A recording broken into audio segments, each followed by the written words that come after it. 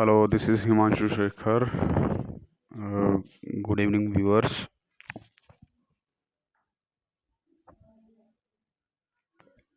और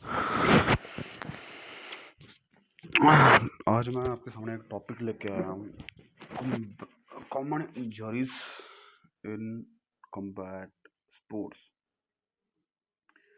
common injuries क्या हैं कॉम्बैट स्पोर्ट्स में? तो कॉम्बैट स्पोर्ट्स बहुत सारे हैं, जूडो से लेके रेसलिंग, वुशु, ताइक्वांडो, बहुत सारे हैं कॉम्बैट स्पोर्ट्स। तो उसमें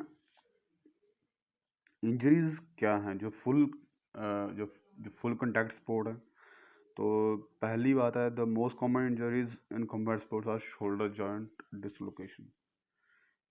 काफ़ी बार मैंने एक्सपीरियंस किया है, देखा है कई एथलीट्स का जो शोल्डर है वो डिसलोकेट हो जाता है,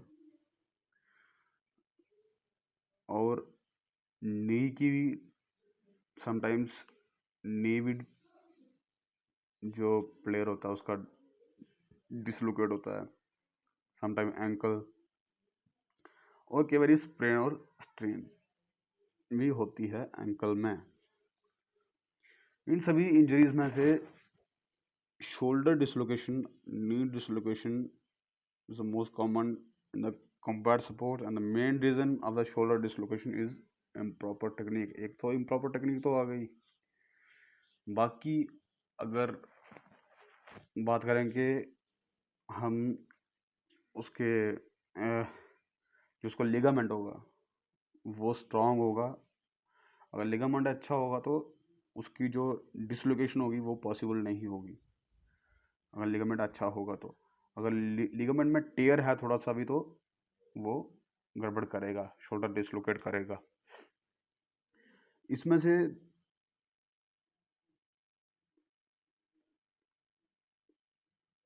पहली बात, वार्म अप तो नेसेसरी है ही है। ज़्यादातर शोल्डर डिसलोकेशन मैंने देखी है। अगर देखा जाए तो 3 जो डेंजरस इंजरीज हैं वो आ गई आपकी, एक जिसे आप एक तरह का, ये भी जो शोल्डर इंजरी है ये भी डेंजरस ही है, या फिर अगर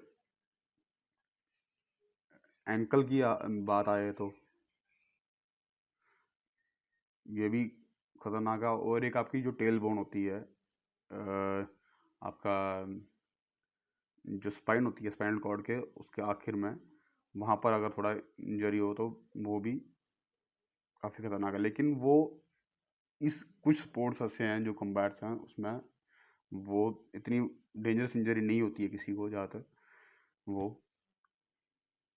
और यहाँ जैसे मैंने बताया गया कि मैंने बताया जो शोल्डर है वो हमारा क्या है, बॉल एंड सॉकेट जॉइंट है। डिसलोकेशन शोल्डर की तभी पॉसिबल होती है जब कोई ज़्यादा फोर्स लगाई जाए, सडन ब्लो हो कोई शोल्डर पे, या और ज़्यादातर ये कॉमन होती है इन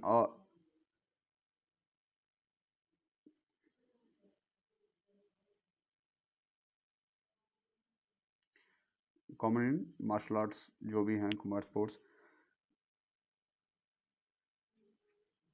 फोर्सफुली अप्लाई कर रहे हैं अपोनेंट पे तो होगी, अगर काफ़ी ज़्यादा फोर्स लगाई है, और जो इंडिविजुअल है अपोनेंट है जो वो वीक है, जहाँ उसकी बोन डेंसिटी में थोड़ी कमी है, तो अगर बोन डेंसिटी में कमी है तो फ्रैक्चर के चांसेस बहुत ज़्यादा होते हैं।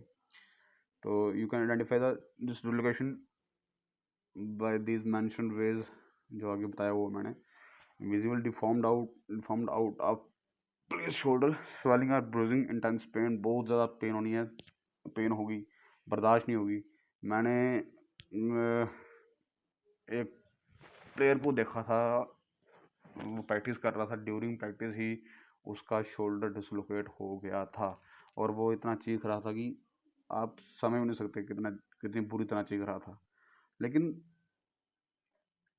ये कुछ साइंस होते हैं, लेकिन कई बार फिर अगर बहुत मतलब इंटेंस पेन हुई उसको इतनी, तो फिर क्या किया कि एक जो सॉफ्ट सा जो ग्लव्स था, उसी ग्लव्स खोल के उसके शोल्डर के नीचे रखा, तो उसको हल्का सा उसको रिलीफ मिला तब। बाद में उसने तो फिर अपनी पूरी उसकी ट्रीटमेंट करवाया था। तो आगे देखिए, इनएबिलिटी तो हो गई होगी मूवमेंट करने में। शोल्डर की डिसलोकेशन कैसे होती है? जो ह्यूमरस का हेड होता है वो डिसलोकेट होता है किससे? क्लवाइस से और स्कैपुला बोन से। When the head of humerus dislocate, the socket bone and the ligament in the front of shoulder are often injured, ज़्यादातर इंजर्ड होता है, क्योंकि ये आपका आएगा एंटीरियर ACL आएगा मेरे ख्याल, frontal front of shoulder are often injured when the dislocation happens in shoulder. The fluctuation between humerus, clavius, and scapular bones occurs.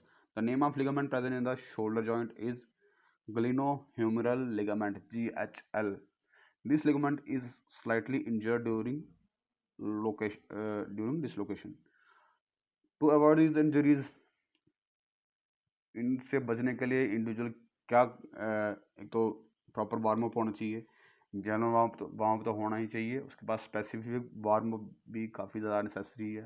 And the recovery time, इस अगर डिसलोकेशन हो जाए, चाहे वो शोल्डर की चाहे नी की है, काफ़ी ज़्यादा टाइम लेती है, नियर अबाउट 3 to 6 मंथ ले ही लेती है कंप्लीट रिकवरी के लिए। लेकिन उसको रेस्ट देना पड़ता है, और आप थेरावैंड से एक्सरसाइज कर सकते हैं, डिफरेंट एक्सरसाइज कर सकते हैं उसको। फर्स्ट एड क्या है इसका? फर्स्ट एड में इसकी पहले तो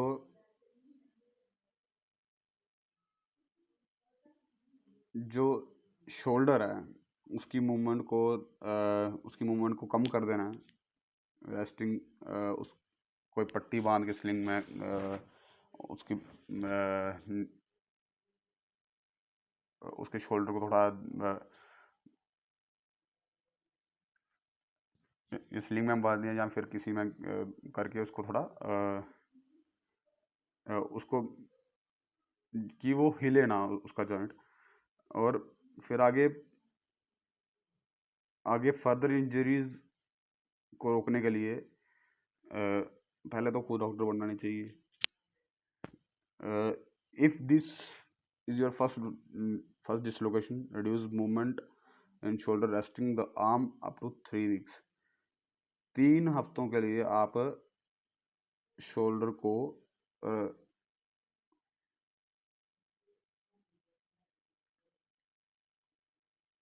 3 वीक के लिए उसका मूवमेंट है जो वो बिल्कुल कम कर दीजिए।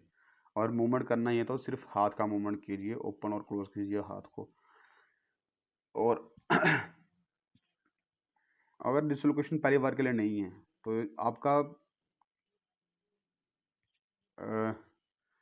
Your palm in a sling until the pain is subsided. You can use pain relief sprays. हाँ, पेन रिलीफ स्प्रेज ले सकते हैं, नॉर्मल पेन किलर ले सकते हैं, मेडिसिन ले सकते हैं। सबसे बड़ी बात, आप आइसिंग कीजिए, आइस पैक यूज़ कीजिए। आइस कहीं भी अवेलेबल हो जाती है, तो वो भी स्वेलिंग कम करने में आपको काफ़ी हेल्प करेगी। इवन कि पेन भी काफ़ी हद तक आइसिंग करने से ठीक हो जाती है, 25 से 30 मिनट। जैसे ये प्राइस मेथड होता है, जैसे जो प्राइस की फुल फॉर्म पूरी होती है, पहले तो प्रिकॉशन आ गई, P से प्रिकॉशन, R से रेस्ट, I से आइसिंग, C से कंप्रेशन, और E से एलिवेशन। उसको हाइट देख के रखना होता है। जैसे अगर शोल्डर है तो शोल्डर की तो हाइट वैसे ही वो अब हार्ट लेवल से, अगर इसमें स्वेलिंग हो कुछ तो। अगर एंकल की बात है तो लेटना पड़ेगा, उसको थोड़ा ऊपर रखना पड़ेगा। आप पिलो रख सकते हैं नीचे, या कुछ रख सकते हैं। अगर आपको स्ट्रेन है, मतलब टेंडन में इंजरी है, स्ट्रेन है, तो काफ़ी ज़्यादा इंटेंस पेन होगा तब भी आपको। और स्प्रेन है तो फिर तो तब भी होगा। और उसके लिए बचने के लिए जहाँ तो इंडिविजुअल थोड़ा कंट्रोल कर सकता है मूवमेंट पे, और जो बताया कि पेन रिलीफ स्प्रेज यूज़ कर सकता है। आइस पैक दिन में 4 बार 20 से 30 मिनट तक। By applying ice on affected area, it can reduce the swelling as well as pain. Swelling तो कम करेगा और pain भी कम करेगा. If the individual is an athlete and individual suffers from repeated dislocation, the individual can use the kinesiology tapes. जो kinesiology tapes आती हैं, जो joint को, एक जॉइंट को दूसरे जॉइंट तक, ज़्यादातर आपने देखा होगा मार्शल आर्ट स्पोर्ट्स में या वुशु में या किसी और स्पोर्ट्स में, कि जिसकी डिसलोकेशन हुई है तो वो किनेसियोलॉजी टेप यूज़ करता है during the event. The individual suffers में रिक्वायर एन आर्थो रेफरल, उसको आर्थो का रेफर देना चाहिए अगर वो बार बार उसकी डिसलोकेशन हो रही है। Dislocation of knee in combat sports like wushu, kick boxing, muay Thai, mix martial arts is prevalent, बहुत ज़्यादा है। Dislocation of knee occurs when there is complete disruption of joint between the tibia and femur. Femur is the thigh bone और सबसे बड़ी हड्डी होती है, और नीचे आपकी टिबिया और फिबुला आ गई। In some injuries, the kneecap, patella and its ligament are also disrupted. वो भी डिसरप्ट होते हैं। नी, आपका नी जो है हिंज जॉइंट है। सिम्टम्स ऑफ नी डिसलोकेशन की सिम्टम आप एक बार देख लीजिए। ये भी क्या होगा कि इंटेंस पेन होगी, और intense pen, knee pain and instability of नी। आपकी नी जो है इंस्टेबल, आप गिर जाओगे, कोई भी इंडिविजुअल होगा वो गिर जाएगा। Dislocation occurs when the bones that from the knee are out of place. Dislocation of knee occurs when the athlete kicks forcefully to his opponents, and there is another reason also when an athlete use knee throw at his opponent forcefully. Knee dislocation is common in wushu. ज़्यादा common नहीं है लेकिन होता है। कईयों का तो practice time भी डिसलोकेट हो जाता है। बाद में क्या करना पड़ता है उनको कि लिगामेंट चेंज करवाना पड़ता है, नया लिगामेंट उनको डलवाना पड़ता है आर्टिफिशियल। तो मिक्स मार्शल आर्ट्स में, मतलब कम्बैट स्पोर्ट्स में, ये इंजरीज हैं। जो नी में जो लिगामेंट प्रेजेंट होगा वो भी ACL एंटीरियर क्रूशियल लिगामेंट होगा, lateral crucial ligament, posterior crucial ligament, और MCL medial collateral ligament. ACL आपका आ गया anterior crucial ligament, located in the centre of the knee. It controls rotation and forward movement of tibia. PCL, the posterior cruciate ligament, it is located in center of knee. It controls backward movement of tibia. Medial collateral ligament, MCL, it gives stability to the outer knee. Lateral collateral ligament, it gives stability to the outer knee. First aid for knee dislocation: don't move the dislocated joint, it may damage its ligaments. Ligaments को damage तो होगा ही होगा, damage कर सकता है, और nerves and blood vessels नुकसान पहुंचेगा, वहाँ पर स्वेलिंग होगी। The use of eyes can reduce swelling by internal bleeding.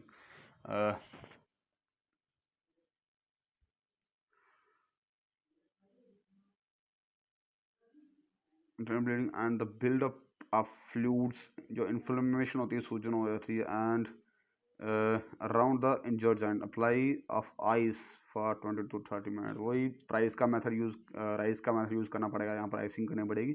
reduce the swelling and the pain on the joint. The pain relieving sprays and medicine can be used The injured person may be shifted to the nearest hospital for further treatment. Same, an athlete can use kinesiology tapes during his competition.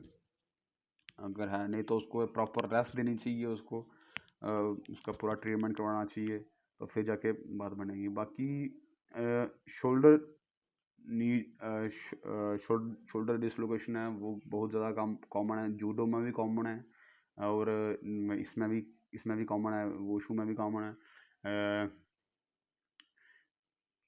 And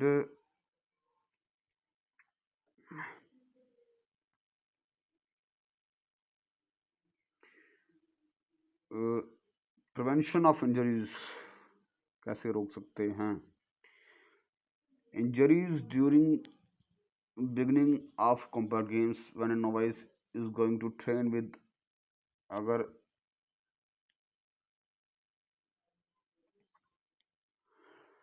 जो नया सीखने वाला है वो train होने जा रहा है, तो उसको प्रॉपर टेक्निक से सिखाना चाहिए, प्रॉपर वार्म अप से पूरा रूटीन फॉलो करना चाहिए। Injury occur when an individual is without improper warm up without proper warm up थोड़ा गलत हो गया। डिसलोकेशन के साइकोलॉजिकल इफेक्ट क्या हो गए आगे? फियर ऑफ फेलियर, ये थोड़ा लंबा टॉपिक हो जाता है, तो इसको बाद में देखेंगे। फियर ऑफ फेलियर होगा, फिर और उस फेयर को टैकल कैसे करना है? The fear is only tackle by highly motivation. अगर मोटिवेट करेगा अपने आप को, या कोई उसका कोच होगा, जो कोच उसका होगा उसको मोटिवेट करेगा, तो then he can overcome overcome from his anxiety and the fear of failure. Um, uh, in shoulder joint, there are also uh, anterior, posterior, lateral uh, ligament on deltoid जिसे कहेंगे आप। तो एक बार इसको पढ़ लीजिए। अगर ये इन्फॉर्मेशन आपको अच्छी लगे तो please do like, to share, do subscribe and to support my channel. देखिए, अगर नहीं समझ आया तो कुछ आप क्वेरीज कर सकते हैं, एनी काइंड ऑफ क्वेरीज आप कमेंट कीजिए कमेंट सेक्शन में। Okay, thanks lot for watching. जय हिंद, जय भारत।